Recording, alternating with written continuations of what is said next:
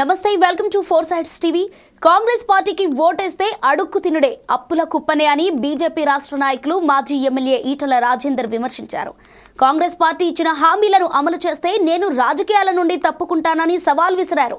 BRS పార్టీకి ఓటేస్తే ఏమీ రాదని, ఆ పార్టీకి ఓటు వేయకండని పేర్కొన్నారు. మోడీ నాయకత్వంతో దేశం అభివృద్ధి చెందుతుందని తెలిపారు. మళ్ళీ పార్లమెంట్ ఎన్నికలు వస్తున్నాయి. మనం ఎన్నికలు అనగానే ఆ 10 రోజులు 15 రోజులు పాటలు మాటలు అనేక రకాల ప్రలోభాలతో టక్కన వేస్తాం, అయిపోతుంది.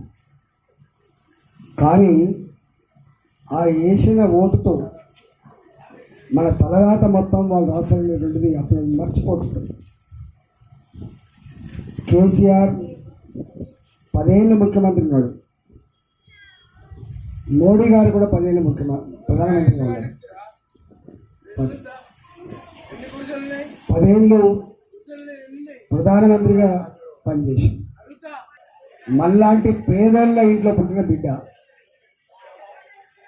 వాళ్ళమ్మ 10 ఇళ్లల్లో అంట్లు తొమ్మితే ఆ బిడ్డ పెరిగిండు. వాళ్ళ నాయన మన ఇట్లనే ఛాయ్ అమ్ముకొని మన ఊళ్ళో ఎటుంటారో వాళ్ళ నాన్న ఛాయలు అమ్ముతుంటే ప్లాట్ఫామ్ మీద ఛాయ్ కప్పులు అందించిన బిడ్డ నరేంద్ర మోడీ వచ్చిండు. మనం ప్రత్యక్షంగా చూడకపోవచ్చు, కానీ టీవీలలో, పేపర్లలో, సెల్ ఫోన్లలో మనం చూస్తూ ఉంటాం. ఆయన మొట్టమొదటి వచ్చినప్పుడు చేసిన మొట్టమొదటి పని ఏం తెలుసా? ఇవాళకి కూడా దేశవ్యాప్తంగా మహిళలు, ఆడబిడ్డలు చెంబులు పట్టుకొని బయట పొంగిపోయే దుస్థితి ఎందుకున్నది?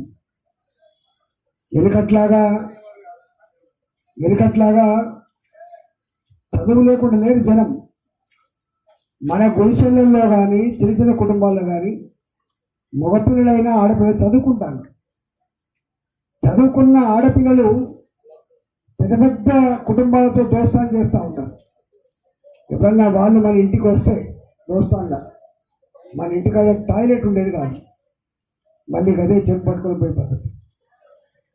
పేదోళ్ళ కష్టం తెలిసిన బిడ్డగా ఈ దేశంలో మహిళలకి టాయిలెట్స్ కట్టిందని చెప్పి ప్రతి ఇంటికి టాయిలెట్ కట్టించినటువంటి వ్యక్తి నరేంద్ర మోడీ గారు. అది పేరుకు చిన్నది కావచ్చు, అది మనకు చిన్నగా కనపడుతుంది, కానీ దాని అవసరం ఎంత ఉంటుందో, దాని బాధ ఎంత ఉంటుందో మనం అందరం అనుభవించడం. అంతకుముందు రోడ్ల పక్క పొంటి మనం పోతే ఎంత అవమానకరంగా ఉండేదో మనకు తెలుసు. రెండవది, వారు వచ్చిన తర్వాత దేశం మొత్తంలో, ఆయన అడిగింది కరెక్ట్ అడిగింది, ఆయన దేశం మొత్తంలో పేదవాళ్లకు సొంత ఇంటికలను నెరవేర్చాలని చెప్పి వారు భావించి దేశం మొత్తం ఇల్లు శాంక్షన్ చేశారు. కాకపోతే ఇక్కడున్న మన కేసీఆర్, నువ్వేందా నాకు ఇచ్చేది, నేనే నా ప్రజలకు ఇల్లు కట్టించుకుంటా, నువ్వు కట్టే 70 ఇల్లు మాకు పనికి రావు, నీ 2,50,000 రూపాయలు 3 లక్షల రూపాయలు పనికి రావు, నేనే ప్రతి గ్రామంలో గుడిసెలల్లో ఉండే వాళ్లకు, కొత్తగా ఏర్పడ్డ కుటుంబాలకు ఇల్లు లేని వాళ్లకు 5,04,000 రూపాయలతో కట్టిస్తానని చెప్పింది. సరే, కట్టియచ్చు.